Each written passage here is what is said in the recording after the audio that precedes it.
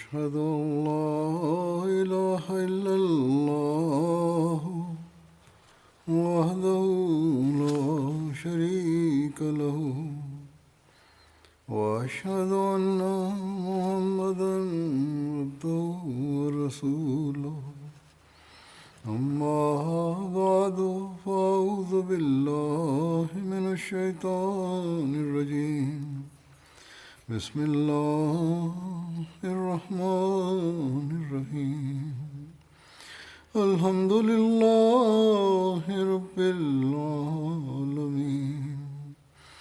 الرحمن الرحيم مالك يوم الدين إياك نعبد وإياك نستعين اهدنا الصراط المستقيم صراط الذين أنعمت عليهم غير المغضوب عليهم ولا الضالين. J'évoquais les vertus et les excellences du calife Abu Bakr as-Siddiq radhiyallahu anhu.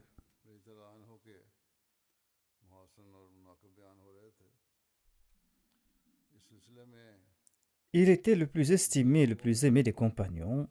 En voici les récits à ce propos. Ibn Umar radhiyallahu anhuma relate: à l'époque du saint prophète Mohammed paix soit lui, nous élevions les uns au-dessus des autres. C'est-à-dire, il comparait les compagnons pour tenter de connaître qui était le meilleur d'entre eux. Selon nous, Abu Bakr as-Siddiq radhiyallahu anhu était le meilleur des compagnons. Ensuite venait Omar bin al-Khattab, ensuite Uthman bin Affan.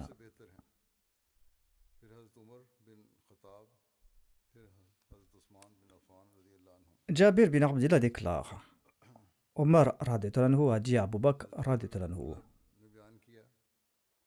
ô le meilleur des nôtres après le saint prophète Mohammed sallallahu alayhi wa sallam. Omar a loué Abu Bakr radhiyallahu anhu et Abu Bakr a répondu: si tels sont tes sentiments, sache que j'ai entendu le saint prophète Mohammed paix soit lui déclarer: le soleil ne s'est levé sur personne d'autre qui soit meilleur que Omar. C'est-à-dire, Abu Bakr a immédiatement fait montre de son humilité, en disant que tu me considères meilleur, tandis que j'ai entendu le saint prophète Mohammed paix soit lui affirmer que tu es le meilleur des nôtres. Abdullah bin Shafiq déclare quant à lui: j'ai demandé à Aïcha radhiyallahu anha lequel des compagnons était le plus aimé par le saint prophète Mohammed sallallahu alayhi wa sallam. Elle a répondu: Abu Bakr radhiyallahu anhu. J'ai demandé qui après lui. Elle a répondu Omar. J'ai demandé et qui après lui. Elle a répondu Abu Ubaida bin al-Jarrah. Et quand j'ai demandé qui après lui, Aïcha radhiyallahu anha n'a pas répondu. Mohammed bin Sirin déclare quant à lui: je ne pense pas que celui qui trouve des défauts en Abu Bakr et en Omar puisse aimer le saint prophète Mohammed sallallahu alayhi wa sallam. C'est-à-dire qu'on ne peut pas les critiquer tous deux tout en affirmant que l'on aime le saint prophète Mohammed sallallahu alayhi wa sallam. Après avoir blâmé Abu Bakr et Omar, il serait faux d'annoncer que l'on aime le saint prophète Mohammed paix soit lui, car le saint prophète paix soit lui avait un grand estime pour ses deux compagnons. Aïth bin Amr relate que Salman, Suhaib et Bilal étaient assis avec d'autres compagnons quand Abu Sufyan bin Harb est passé par là. Et ils ont déclaré: les épées d'Allah n'ont pas encore frappé les ennemis d'Allah. C'est-à-dire qu'ils n'ont pas encore assouvi leur vengeance. Le rapporteur déclare: en entendant ces propos, Abu Bakr radhiyallahu anhu a déclaré: énoncez-vous pareil propos à l'égard d'un grand chef des Qurayshites. Abu Sufyan faisait partie de ces chefs et vous annoncez que vous ne vous êtes pas encore vengé contre lui. Abu Bakr s'est présenté au saint prophète Mohammed paix soit lui et l'en a informé. L'envoyé d'Allah sallallahu alayhi wa sallam a déclaré: Ô Abu Bakr, peut-être que tu les as froissés, c'est-à-dire que tu as froissé Salman, Suhaib et Bilal. Si tu les as blessés, tu auras aussi froissé ton Seigneur le Très-Haut.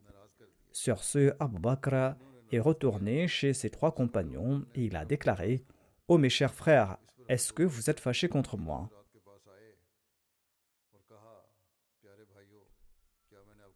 Il a prononcé ces paroles sur un ton très contrit.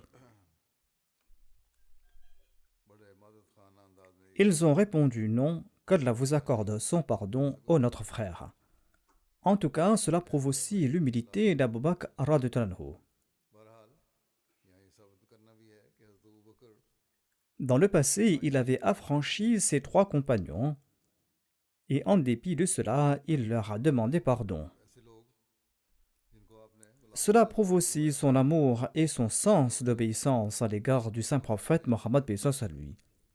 Le saint prophète paix soit lui a dit qu'il a froissé ses compagnons, mais il ne lui a pas demandé de leur demander pardon.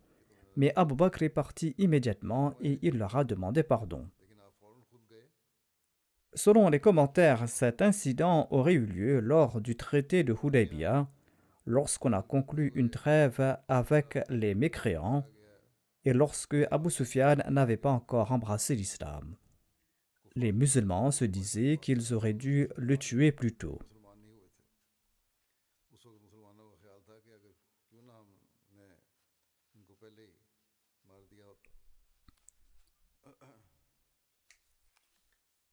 Hazrat Muslim Maud radhiyallahu anhu a présenté des faits historiques concernant la mémorisation du Saint-Coran par certains compagnons.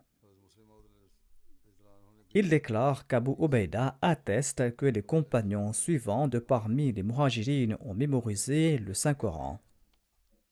Il y avait parmi eux Abu Bakr, Omar, Othman, Ali, Talha, Saad, Ibn Masoud, Huzaifa, Salim, Abu Huraira, Abdullah bin Saïb, Abdullah bin Omar, Abdullah bin Abbas, et parmi les femmes, il y avait Aïcha, Hafsa et Salama.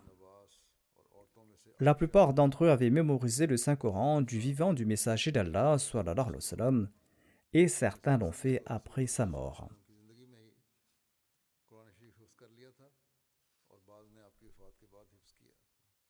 Voici un récit d'Abu Bakr radhiyallahu anhu sur son statut de Thani al-Thanayn. Anas a rapporté qu'Abu Bakr radhiyallahu anhu a déclaré: quand nous étions dans la grotte, j'ai dit à l'envoyé d'Allah, sallallahu alayhi wa sallam, si l'un des incroyants regarde sous ses pieds, c'est-à-dire s'il se baisse et s'il regarde à l'intérieur, eh bien il va nous voir certainement. Sur ce, l'envoyé d'Allah, sallallahu alayhi wa sallam, a déclaré: Ô Abu Bakr, que penses-tu de ces 2 individus dont le 3e est Dieu?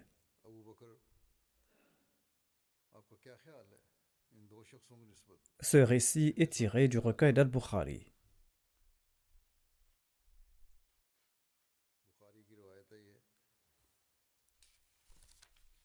Le Messie premier salam déclare: parmi les mérites et les vertus particulières d'Abu Bakr as-Siddiq, il y a le fait qu'il a été choisi pour accompagner l'envoyé d'Allah sallallahu alayhi wa sallam lors de sa migration.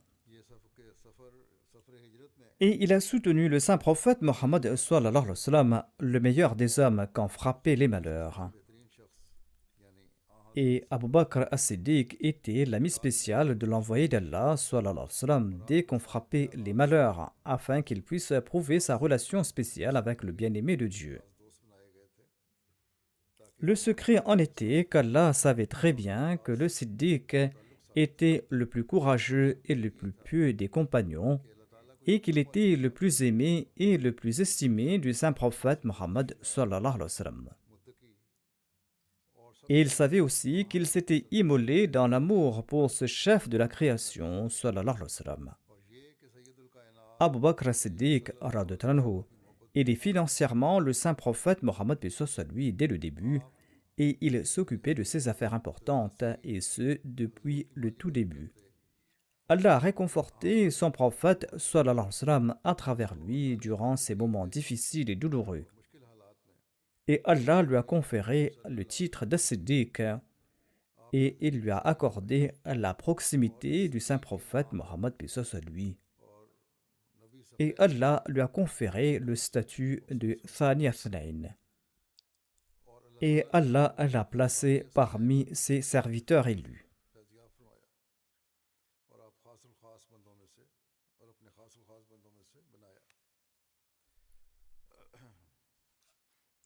Des écrivains non musulmans ont également rendu hommage à Abu Bakr as-Siddiq radhiyallahu anhu. L'historien algérien du XXe siècle André Servier écrit à son sujet. Abu Bakr avait un tempérament simple. Malgré son ascension inattendue, il a mené une vie d'indigence. Et quand il est décédé, il a laissé un vêtement en lambeaux, un esclave et un chameau en guise d'héritage. Il était le véritable dirigeant sur les cœurs des habitants de Médine. Il possédait une grande qualité, sa force et son énergie. La qualité grâce à laquelle Mohammed sallallahu alayhi wa sallam a acquis la domination et a vaincu ses ennemis était également présente en Abu Bakr radhiyallahu anhu. Cette qualité était une foi inébranlable et une ferme conviction. Abu Bakr radhiyallahu anhu était l'homme qu'il fallait au moment opportun. Cette personne âgée et vertueuse a pris sa position alors qu'il y avait de la rébellion partout. Il a relancé l'œuvre du saint prophète Mohammed à lui avec sa détermination de croyant et sa foi inébranlable.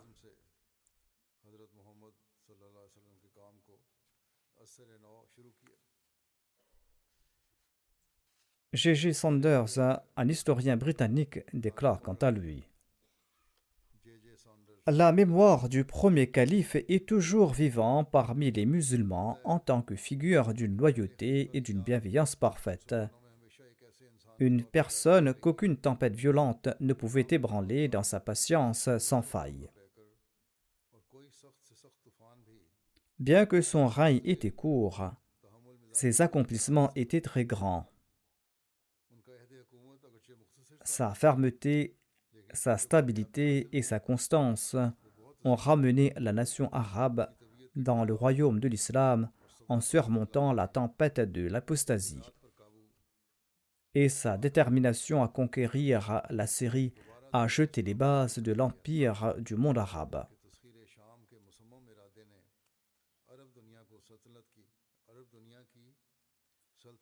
H.G. Wells, un autre écrivain anglais, écrit quant à lui: en lieu de Mohammed sallallahu alayhi wa sallam, c'était Abu Bakr radhiyallahu anhu, son ami et son assistant, qui était le véritable fondateur de l'empire islamique. C'est là une exagération de la part de cet auteur. En tout cas, il déclare: il ne fait guère de doute que si Mohammed sallallahu alayhi wa sallam, en dépit de sa conduite inébranlable, était l'esprit et l'imagination de l'islam primitif, Abu Bakr radhiyallahu anhu était sa conscience et sa volonté. Na'udhu billah min dhalik. Quand Mohammed sallallahu alayhi wa sallam chancelait, Abu Bakr devenait son soutien. Ce sont là des inepties et des absurdités de la part de cet auteur. Il ne s'y trouve aucune vérité. Mais le point suivant qu'il présente est correct.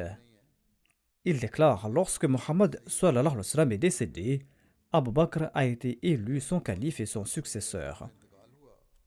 Avec une foi ferme et inébranlable, avec une grande simplicité et sagesse, il a entrepris la tâche de soumettre le monde entier à Allah avec une petite armée de 3 à 4 000 Arabes. Comme je l'ai dit, cet auteur a mentionné certaines qualités du calife Abu Bakr as-Siddiq radhiyallahu anhu, des qualités qui étaient sans aucun doute présentes chez lui, Mais étant donné que ces personnes ne sont pas conscientes de la naboua du saint prophète, paix soit sur lui, et de son éminent statut, leurs exagérations en louant Abu Bakr et en louant Omar sont infondées. Omar ou Abu Bakr, qu'Allah soit content d'eux, ont tous deux obéi à leur maître, le saint prophète Mohammed, paix soit sur lui. Ils étaient tous deux ses disciples fidèles et parfaits, et ils éprouvaient pour la personne du saint prophète Mohammed, paix soit sur lui, la plus grande affection. Ces individus n'étaient pas la conscience de Mohammed sallallahu alayhi wa sallam, mais ils étaient les mains et les pieds du saint prophète Mohammed, paix soit sur lui, mains et pieds qui étaient voués à son service.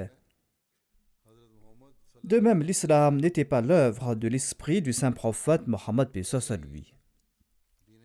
Cet auteur a écrit que l'islam était le fruit du cerveau du saint prophète Mohammed, paix soit sur lui, qu'Allah nous en préserve. Il s'agissait d'une loi parfaite et complète découlant de la direction et de la révélation divine. Ceci est le nom de la religion qu'est l'islam. Abu Bakr n'a pas soutenu le saint prophète Mohammed, paix soit sur lui, à une occasion de panique ou d'hésitation de la part du prophète d'Allah. En premier lieu, nous ne voyons aucune hésitation, aucun trouble dans la vie de ce prophète, le plus brave des hommes. Et si jamais il était inquiet, c'est Allah le Tout-Puissant qui a été son bouclier et son soutien.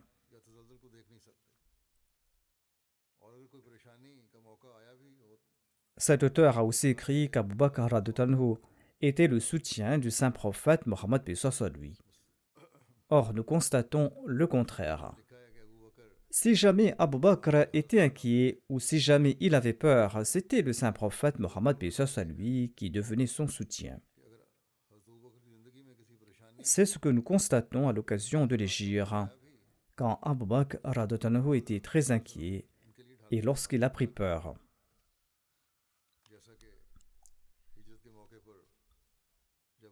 Bien sûr, cette crainte était en raison de son amour pour le saint prophète Mohammed, paix soit sur lui. Mais à cette occasion, le saint prophète Mohammed, paix soit sur lui, est devenu son bouclier. Il a déclaré: Ô Abu Bakr, n'aie pas peur, Allah est avec nous. La tahzan inna Allaha ma'ana. Et comme je viens de l'expliquer à l'instant, Abu Bakr a déclaré qu'il était inquiet et le saint prophète Mohammed, paix soit sur lui, l'a réconforté.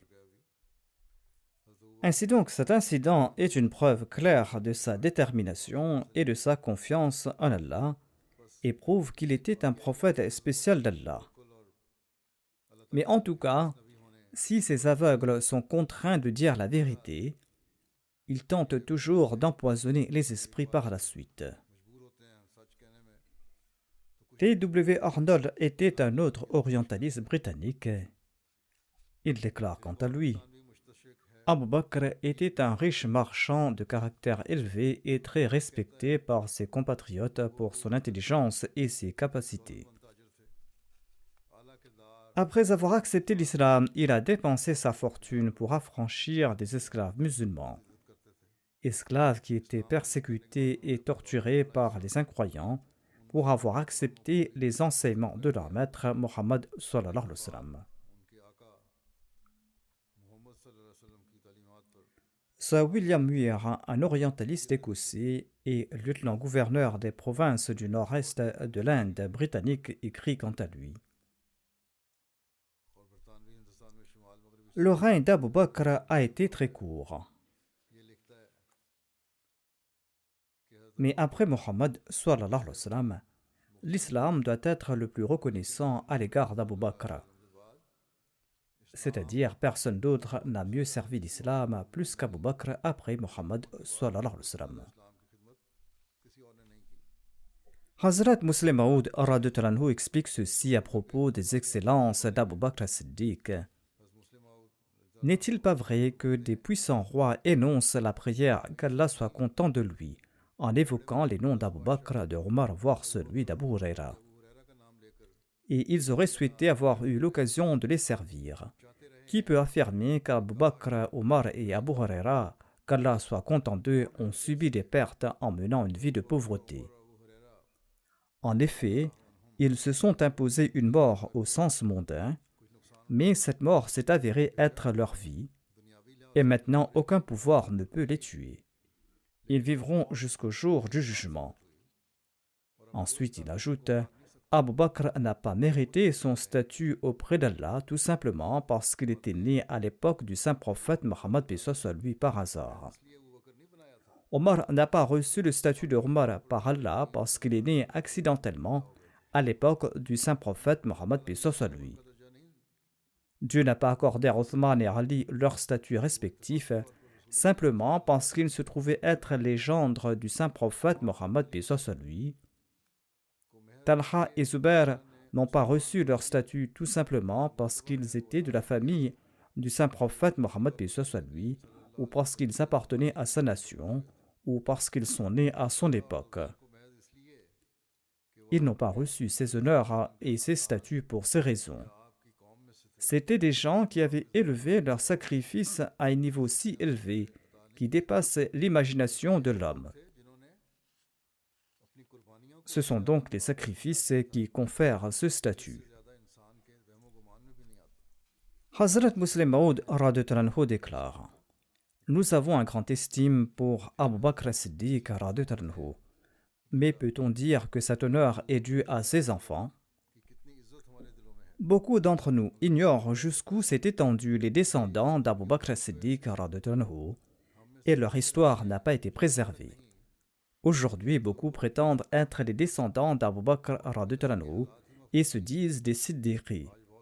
Mais si on leur demande de jurer qu'ils sont bien les descendants d'Abu Bakr as-Siddiq et si leur lignée remonte jusqu'à lui, ils ne pourront jamais faire ce serment.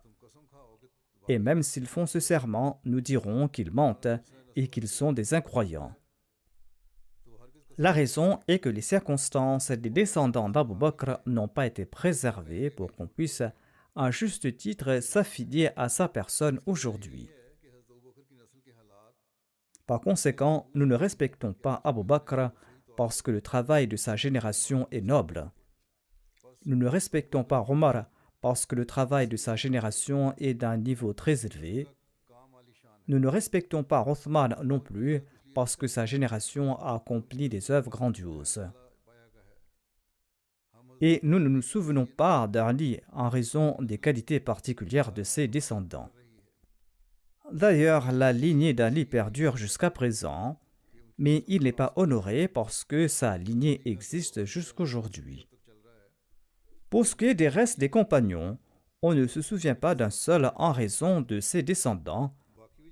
En fait, nous nous souvenons de ses compagnons et nous les honorons en raison de leur sacrifice personnel. Hazrat Muslim Maud radhiyallahu anhu déclare: Abu Bakr était un simple commerçant de la Mecque. Si le saint prophète Mohammed lui n'avait pas été suscité, et même si l'histoire de la Mecque a été consignée, l'historien aurait tout simplement écrit qu'Abu Bakr était un marchand noble et honnête de l'Arabie. Mais en suivant le saint prophète Mohammed lui, Abu Bakr a obtenu ce statut et aujourd'hui le monde entier prononce son nom avec respect.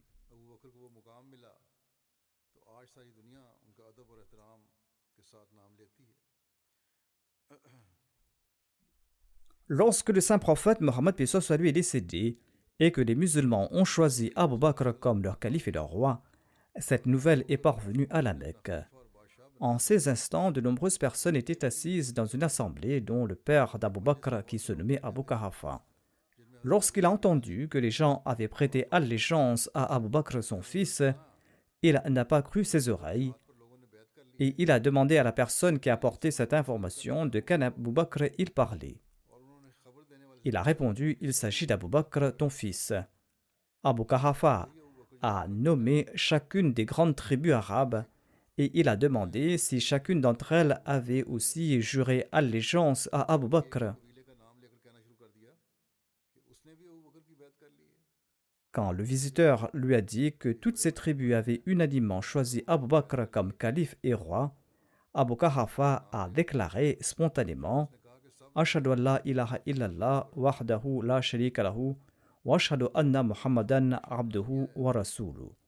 C'est-à-dire, j'atteste qu'il n'y a d'autre Dieu qu'Allah, qu'il est un et qu'il est sans partenaire, et j'atteste également que Mohammed sallallahu alayhi wa sallam est son vrai prophète.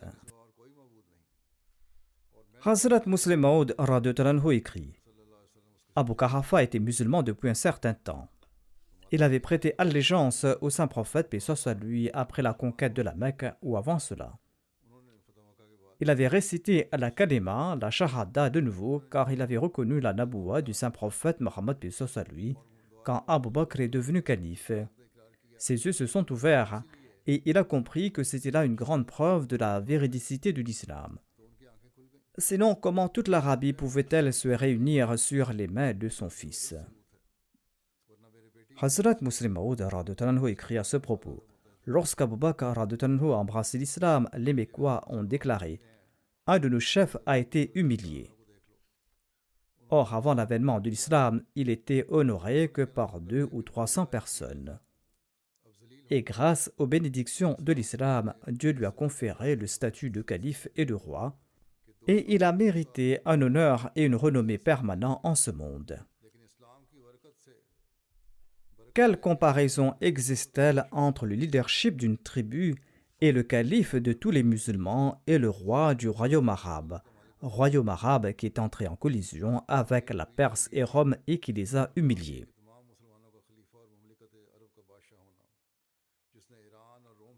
Le Muslim Maud radhiyallahu anhu déclare: le royaume est tombé non seulement aux pieds du saint prophète Mohammed paix soit sur lui, mais également aux pieds de ses serviteurs. Le saint prophète Mohammed paix soit sur lui n'avait pas désiré le royaume lorsqu'il n'avait pas encore reçu ce royaume, et il ne désirait pas ce royaume lorsqu'il l'avait reçu non plus.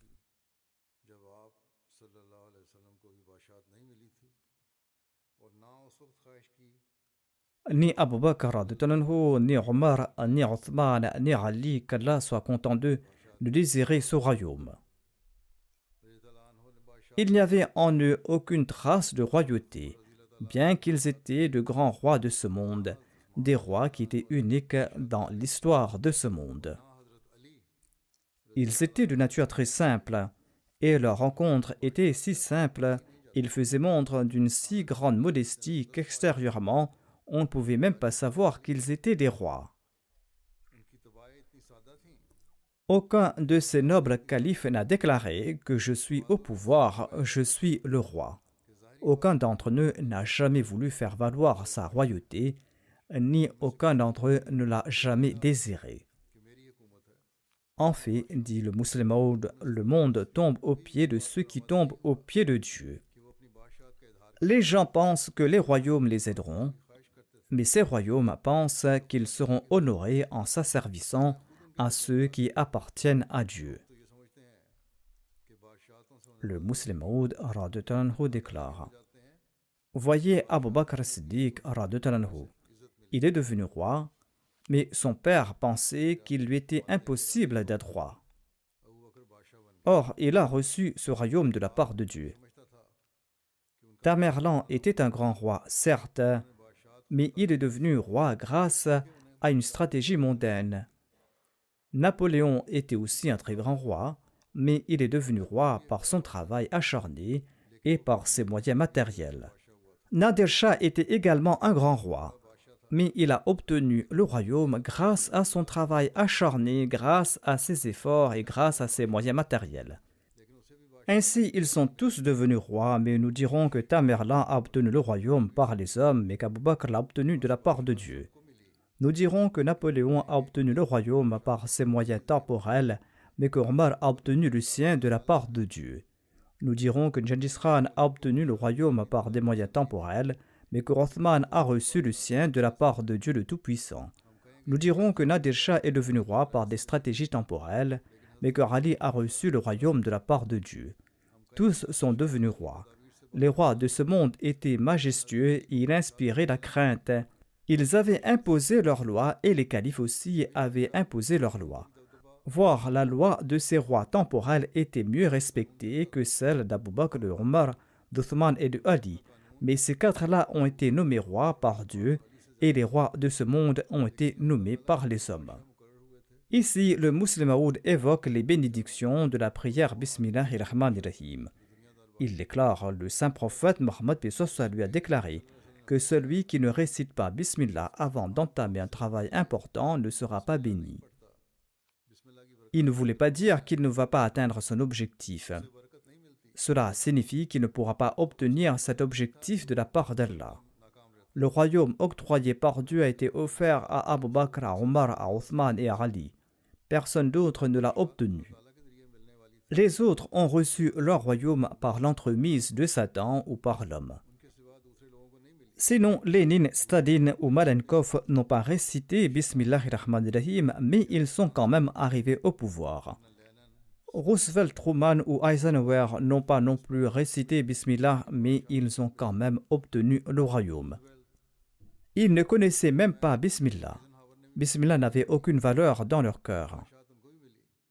Ainsi, quand le saint prophète, paix soit lui, a déclaré qu'on ne reçoit pas de bénédiction sans réciter Bismillah, cela signifie qu'on ne reçoit rien de la part de Dieu. Seul celui qui récite Bismillah avant chaque travail important atteint son objectif. Tout le monde peut juger quel objectif est plus béni, celui qui vient de la part de Dieu ou celui qui vient de la part des hommes. Le royaume obtenu par des moyens humains peut tarir, mais le royaume obtenu par Dieu ne l'est pas. Si seulement les musulmans pouvaient comprendre ce point, ils récitent également Bismillahir-Rahmanir-Rahim, mais il semble qu'ils le font du bout des lèvres et qu'ils ne le font pas sincèrement. Ensuite, le Muslim Maud déclare: Yazid était aussi un roi, mais il débordait d'arrogance et il était fier de son pouvoir. Il a détruit la famille du saint prophète Mohammed sallallahu alayhi wa sallam.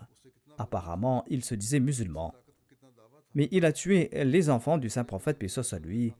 Il avait toujours le cou raide par fierté. Selon lui, personne ne pouvait prendre la parole devant lui. Abu Bakr était également devenu roi, mais il était empli d'humilité et de modestie.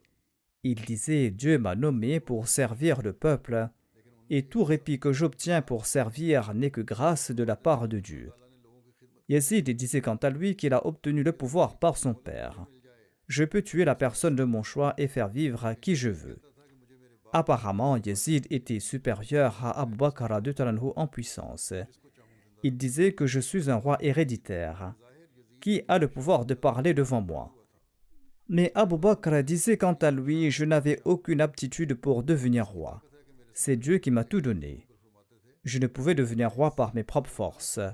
Je suis le serviteur de tout le monde. Je suis le serviteur des pauvres, je suis le serviteur des riches. Si j'ai fait du mal à quelqu'un, vengez-vous maintenant et ne me déshonorez pas le jour du jugement. Quelqu'un pourrait dire en entendant cela: qu'est-ce que tout cela? Abu Bakr n'a même pas le statut d'un simple domestique. Mais s'il écoute Yazid, il va dire que ce sont les paroles de César et de Khosrès. Les œuvres de Yazid sont royales. Mais quand Abu Bakr est décédé, ses fils, ses petits-fils, ses arrière-petits-fils, ensuite les fils de ses arrière-petits-fils et ses générations les plus lointaines étaient fiers de leur relation avec Abu Bakr Siddiq. Laissez cela, des gens qui ne sont même pas apparentés à Abu Bakr et qui n'ont jamais rencontré sa famille ont les larmes aux yeux aujourd'hui encore lorsqu'ils évoquent ces incidents. Leur amour est attisé.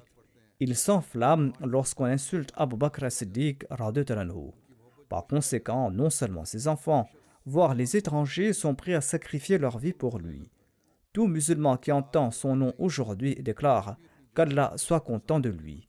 Yazid le fier, qui se disait roi et fils de roi, est décédé et le peuple a choisi son fils comme roi à sa place. Le vendredi, pour la prière, le fils de Yazid s'est tenu sur la chaire et il a déclaré aux gens: mon grand-père est devenu roi alors qu'il y avait des gens qui méritaient plus ce statut que lui. Mon père est devenu roi quand il y avait des gens plus méritants que lui. J'ai aussi été nommé roi alors qu'il y a des gens plus méritants que moi. Ô peuple, je ne pourrai pas porter ce fardeau. Mon père et mon grand-père ont usurpé les droits des méritants, mais je ne suis pas prêt à usurper les droits de ces gens-là. Voici le califat, confiez-le à la personne de votre choix. Je n'y ai pas droit et je ne considère pas non plus que mes ancêtres y avaient droit. Ils ont usurpé le pouvoir de manière oppressive et cruelle. Maintenant, je veux rendre leurs droits aux personnes légitimes et aux ayants droit. Ayant prononcé ces paroles, il est rentré chez lui. Quand sa mère a entendu ces propos, elle a déclaré « Vaurien, tu as humilié tes ancêtres. » Il a répondu « Mère, si Dieu t'a octroyé la sagesse, tu aurais compris que je n'ai pas humilié mes ancêtres. Au contraire, je les ai honorés. » Après cela, il s'est cloîtré chez lui et il n'a pas quitté sa maison jusqu'à sa mort. Ainsi, l'on doit s'acquitter des devoirs du royaume octroyés par Allah. C'est aussi une leçon pour nos dirigeants et pour les rois musulmans d'aujourd'hui. Le musulman Maud radhiyallahu anhu explique: les plus grands rois du monde jouissent-ils de la grandeur dont jouit Abu Bakr radhiyallahu anhu aujourd'hui en raison de ses sacrifices pour l'islam et pour la religion? Aujourd'hui, il n'y a pas un seul roi ayant obtenu autant de gloire qu'Abu Bakr as-Siddiq radhiyallahu anhu. Pourquoi parler d'Abu Bakr as-Siddiq? Aux yeux des musulmans, aucun grand roi ne jouit de la grandeur du domestique d'Abu Bakr as-Siddiq radhiyallahu anhu. En vérité, nous aimons mieux le chien d'Abu Bakr as-Siddiq que ceux jouissant de ce grand honneur mondain, car Abu Bakr était le serviteur de la maison du saint prophète Mohammed paix soit lui. Tout nous est cher chez celui qui est devenu l'esclave de la maison du saint prophète Mohammed paix soit lui. À présent, il est impossible que quiconque puisse effacer cette grandeur de nos cœurs. On nous accuse, nous les Ahmadis, d'insulter le saint prophète Mohammed paix soit lui, mais ce sont là nos pensées à son égard.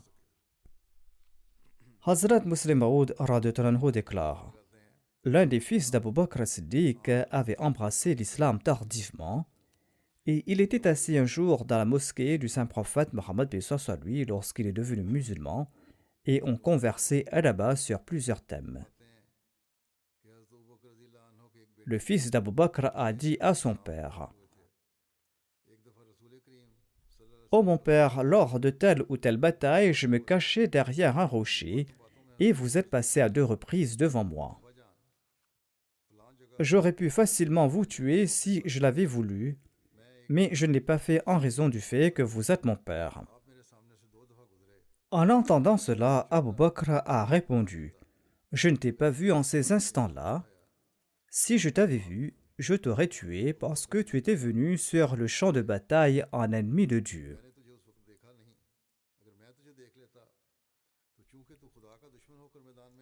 Le Messie premier d'Islam dit ceci à propos des vertus d'Abu Bakr as-Siddiq radhiyallahu anhu. La flamme de la bonne fortune brillait déjà en la nature d'Abu Bakr as-Siddiq radhiyallahu anhu.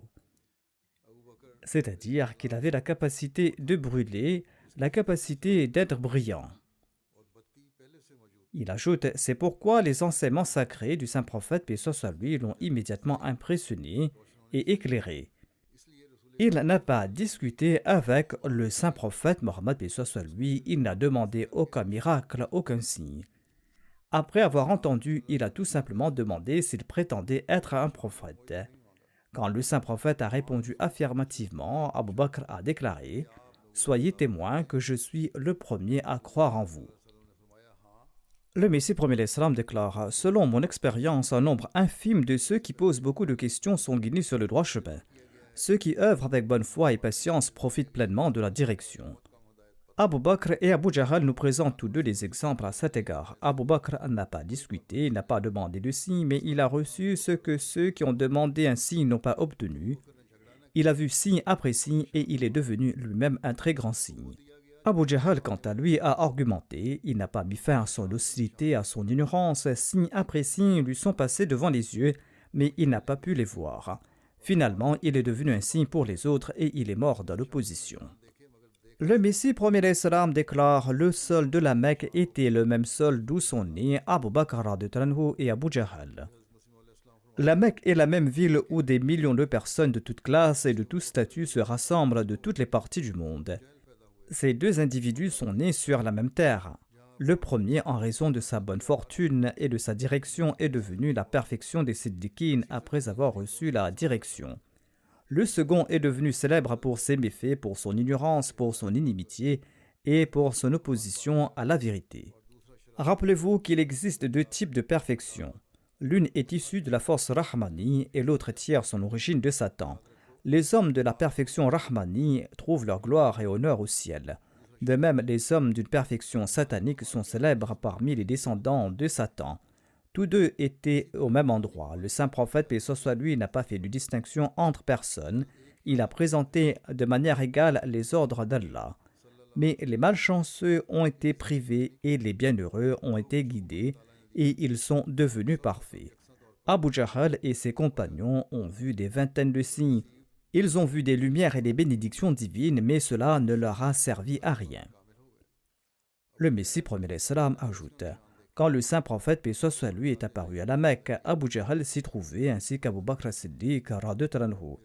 Mais la nature d'Abu Bakr avait une affinité avec l'acceptation de la vérité, et avant même d'entrer dans la ville, un jour en cours de route, il avait demandé à une personne de lui annoncer les nouvelles de sa ville, la Mecque.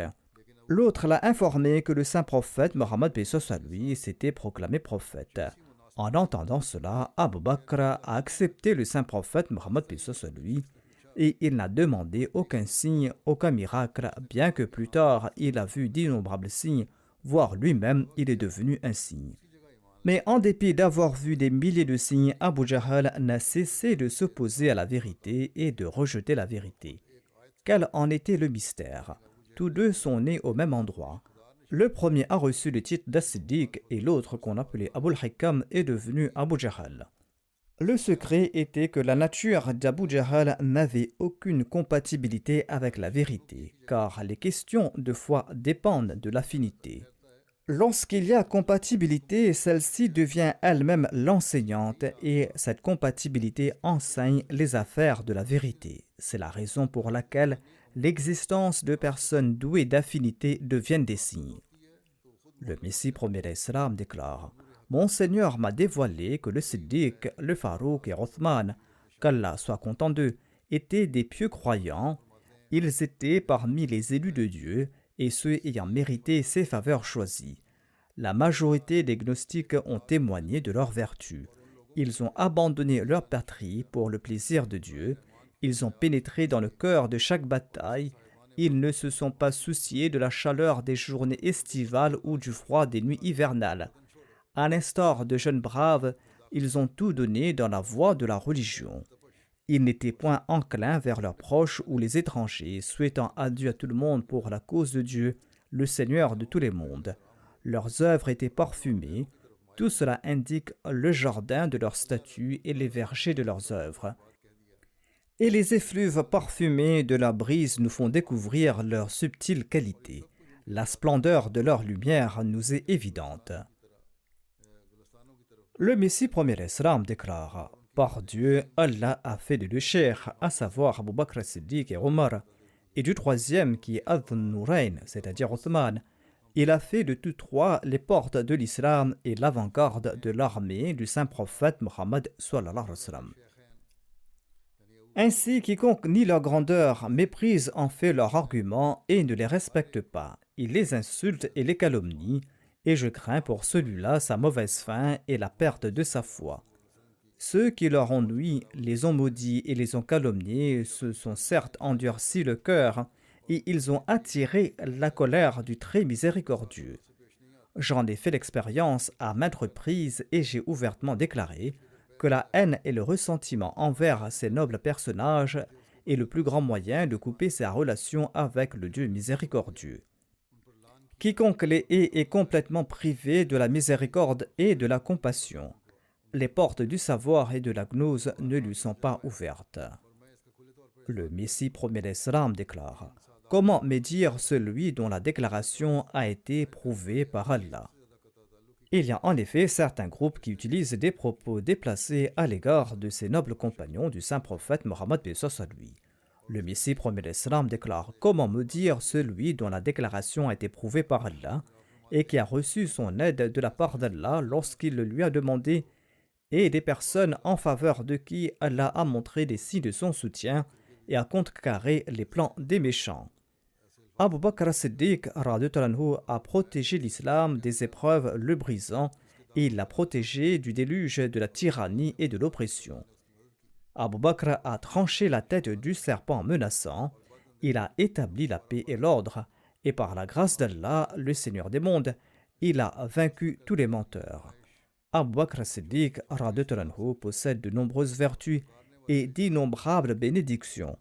Les musulmans lui doivent reconnaissance pour ses faveurs. Seul un agresseur du premier degré peut nier tout cela. Tout comme Allah a fait d'Abu Bakr as-Siddiq une source de paix pour les croyants et le destructeur des apostats et des mécréants, de même il a fait de lui un soutien de premier ordre du Coran. Il a fait de lui le serviteur du Saint-Coran et celui qui a diffusé son message. En effet, Abu Bakr s'est attelé à recueillir le texte du Saint-Coran et à découvrir son ordre tel que décrit par le prophète de Dieu, le bien-aimé de Dieu. Dans sa sympathie pour la foi, ses yeux étaient plus larmoyants que le flot d'une source.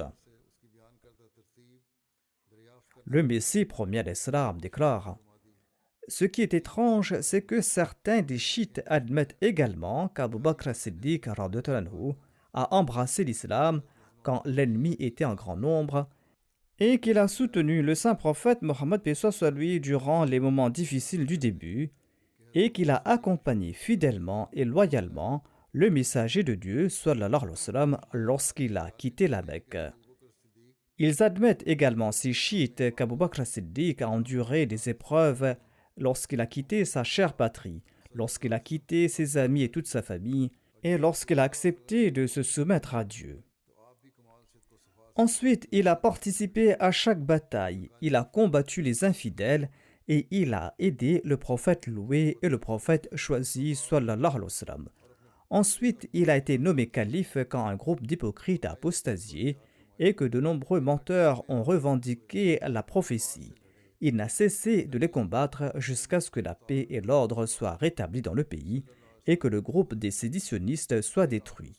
Ensuite, il est décédé et il a été enterré à côté de la tombe de l'imam des prophètes et des infaillibles. Il n'a pas été séparé du bien-aimé de Dieu et de son messager, ni dans la vie, ni après la mort. Ainsi, après quelques jours de séparation, le couple s'est réuni de nouveau et s'est offert le cadeau de l'amour. Le point le plus surprenant est que selon eux, c'est-à-dire selon ces objecteurs, Allah a placé la tombe du sceau des prophètes entre celui de deux mécréants, de deux usurpateurs et de deux traîtres, et qu'il a fait de son prophète et de son bien-aimé les voisins d'Abu Bakr et de Omar, et il ne l'a pas épargné de ce supplice, et il a fait de ces deux personnes ses tourmenteurs en ce monde et dans l'au-delà, et qu'il ne l'a pas éloigné de ces deux impurs, qu'Allah nous en préserve. Notre Seigneur est exempt de ces accusations. Ceux qui énoncent de tels propos se trompent. Il n'en est pas ainsi. Allah a placé Abu Bakr as-Siddiq et Omar de purs individus avec l'imam des purs. En effet, il y a là des signes pour celui qui est doué de discernement. Le Messie premier l'Islam dit ceci à propos de certains des chiites qui ont sombré dans la bigoterie. Il déclare: si on demande aux chiites sectaires qui est le premier à se convertir à l'islam de parmi les hommes adultes du groupe des mécréants, ils n'auront pas d'autre choix que de dire que c'était Abu Bakr as-Siddiq radhiyallahu anhu. Ensuite, si on leur demande qui est celui qui a migré en premier avec le sceau des prophètes sallallahu alayhi wa sallam, et qui a laissé tous ses proches derrière lui et s'est rendu là où le prophète sallallahu alayhi wa sallam se rendait, ces chiites n'auraient pas d'autre choix que de dire que c'était bien Abu Bakr as-Siddiq radhiyallahu anhu. Et quand on leur demande qui a été élu le premier calife, même s'il est à leurs yeux un usurpateur, Ils n'auront pas d'autre choix que de dire que c'est Abu Bakr as-Siddiq radhiyallahu anhu. Et quand on leur demande qui est celui qui a recueilli le texte du Saint-Coran pour le diffuser partout, ils répondront inévitablement que c'était bien Abu Bakr as-Siddiq radhiyallahu anhu. Ensuite, lorsqu'on leur demandera qui a été enterré aux côtés du meilleur des messagers, le chef des infaillibles, ils n'auront d'autre choix que de dire qu'il s'agit d'Abu Bakr as-Siddiq et de Omar.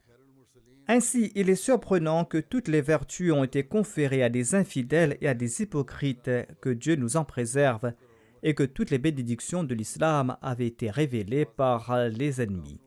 Un croyant peut-il croire que la personne qui a été le premier pilier de l'islam était un mécréant et un maudit? Celui qui a migré en premier avec la fierté des messagers était-il un mécréant, un apostat? S'il en est ainsi, eh bien toutes les vertus ont été obtenues par des mécréants, voire ils ont même reçu le voisinage de la tombe du chef de la création. Le Messie premier d'Islam déclare: la vérité est qu'Abu Bakr as-Siddiq radhiyallahu anhu et que Omar al-Farouk étaient tous deux d'éminents compagnons du saint prophète, paix soit sur lui. Aucun d'entre eux n'a jamais montré de faiblesse dans l'exercice de ses fonctions. La taqwa était leur mode de vie. Établir la justice était leur objectif. Ils méditaient soigneusement toutes les questions et scrutaient profondément leurs subtilités. Assouvir leur désert mondain n'a jamais été leur objectif. Ils se sont voués à l'obéissance d'Allah. Je n'ai vu personne mériter des bénédictions et soutenir la religion du saint prophète Mohammed, paix soit sur lui, autant que les Shaykhain, c'est-à-dire Abu Bakr et Omar, qu'Allah soit satisfait d'eux. Tous deux étaient plus rapides que la lune dans leur soumission au soleil de la spiritualité de l'humanité qu'était le saint prophète Mohammed sallallahu alayhi wa sallam. Ils s'étaient immolés dans leur amour pour lui, ils ont enduré avec bonheur toutes les épreuves afin d'établir la vérité. Ils ont volontairement et avec plaisir enduré toute humiliation pour ce prophète sallallahu alayhi wa sallam, prophète incomparable. Lors de la bataille contre l'armée des mécréants, ils se sont battus courageusement comme des lions et ils ont fait triompher l'islam et ils ont vaincu les ennemis. Le polythéisme a été aboli et entièrement éradiqué. Le soleil spirituel de la nation et de la foi a commencé à briller. Ils ont tous deux rendu un service exemplaire à leur religion et ont offert aux musulmans une telle excellence et de telles faveurs qu'ils ont mérité leur dernier lieu de repos en compagnie du meilleur des prophètes, sallallahu alayhi wa sallam. Le Messie premier d'Islam déclare: Allah est le plus grand. Ô combien remarquable était la sincérité et le dévouement d'Abu Bakr et de Omar. Tous deux ont été enterrés dans une sépulture si bénie que si Moïse et Jésus étaient vivants, il aurait souhaité ardemment y être enseveli. Or, pareil rang n'est guère accordé suite à un simple désir, suite à un simple souhait. Il s'agit plutôt d'une miséricorde éternelle conférée par le Seigneur de l'honneur. Inch'Allah, je présenterai plus tard les récits restants sur le même thème.